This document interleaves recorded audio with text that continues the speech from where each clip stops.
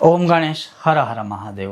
હવે આ અમાવસ્યાંત આપણે જે શ્રાવણ મહિનો શરૂ થઈ રહ્યો છે અને એક મુઠ્ઠી વ્રત એટલે કે એક મુઠ્ઠી આપણે એક ધાન્ય અર્પણ કરવાનું વ્રત છે જે શાસ્ત્રોક્ત જ છે। પંચાંગોમાં તમે જોશો એટલે તમને પ્રાપ્ત થઈ જશે। હવે એ છે શું અને એ અર્પણ કરતી વખતે શું બોલવાનું, કયું અનાજ છે અને પછી અનાજનું શું કરવાનું અને એનાથી શું લાભ થઈ શકે છે એ આજે હું તમને પ્રેક્ટિકલી તમે જોઈ શકો છો। ભોળાનાથ અહીંયા છે, એ ભોળાનાથની ઉપર એક મુઠ્ઠી કેવી રીતે અર્પણ કરવાનું અને એનું બધું ફળ આદિ શું છે હું તમને આજે પ્રેક્ટિકલી બતાવીશ।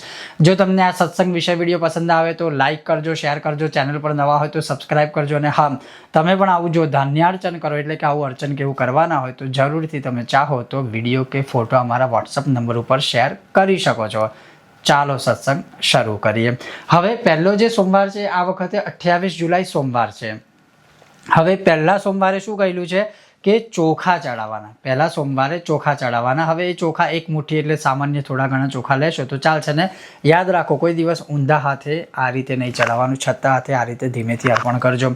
હવે એ જે એક મુઠ્ઠી કે એક મુઠ્ઠી જે ચોખા ચડાવવાના એ ચોખા ચડાવતી વખતે શું બોલવાનું, તો ચોખા ચડાવતી વખતે તમે ઓમ નમો ભગવતે શિવાય સ્વાહા અથવા ઓમ નમો ભગવતે રુદ્રાય સ્વાહા અથવા કશું જ ના ફાવે એવું કંઈ જ કોમ્પ્લિકેટેડ ના કરવું હોય તો ઓમ નમઃ શિવાય અને ચોખા ચડાવી દીધા, બસ।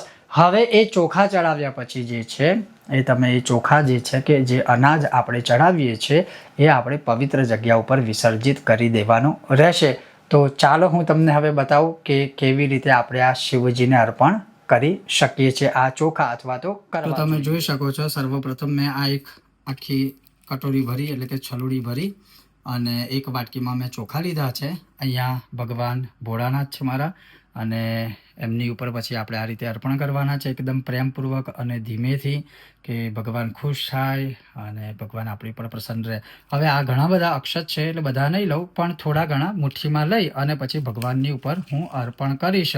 અને એ અર્પણ કરતી વખતે આપણે જે રીતે મેં તમને કીધું એમ જો તમે જોઈ શકો છો આ મુઠ્ઠીમાં લીધા અને મેં તમને કીધું એમ કે આ રીતે ભગવાન ઉપર આપણે અર્પણ કરવાના છે અને બોલવાનું ઓમ નમો ભગવતે શિવાય સ્વાહા, ઓમ નમો ભગવતે શિવાય સ્વાહા, ઓમ નમો ભગવતે શિવાય સ્વાહા। તો આ રીતે બધા જ અક્ષત છે એ ભગવાનને અર્પણ કરવાના અને અર્પણ કરતી વખતે મેં કીધું એમ કે તમે જે ચાહો એ મંત્ર બોલી શકો છો। ઓમ નમો ભગવતે શિવાય સ્વાહા, ઓમ નમો ભગવતે રુદ્રાય સ્વાહા અથવા તો ઓમ નમઃ શિવાય। આ રીતે ભગવાનને અક્ષત અર્પણ કરવાના અને પછી એ બધા અક્ષત જે બધું છે પવિત્ર જગ્યા ઉપર વિસર્જિત કરી દેવાના। હર હર। જેમ કે તમે જોયું કે પહેલા સોમવારે ભગવાન શંકરની ઉપર, ભગવાન શિવજીની ઉપર, શિવલિંગની ઉપર કઈ રીતે આપણે કયું અન્ન અર્પણ કરવાનું છે અને એ અર્પણ કરવાથી શું લાભ થાય છે એ લાભ મેં તમને એ વિડીયોમાં પ્રેક્ટિકલી બતાવી દીધું છે। ટૂંકમાં તમને બતાવ્યું કે તમે આ રીતે પહેલા સોમવાર અર્પણ કરી શકો। એ ઘરના શિવલિંગમાં પણ તમે ચડાવી શકો અને બહાર શિવાલયમાં પણ તમે અર્પણ કરી શકો છો। ખૂબ જ જલ્દી પાછા મળીશું નવા વિષય વિડીયો સાથે।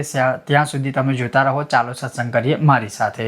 ઓમ ગણેશ હર હર મહાદેવ।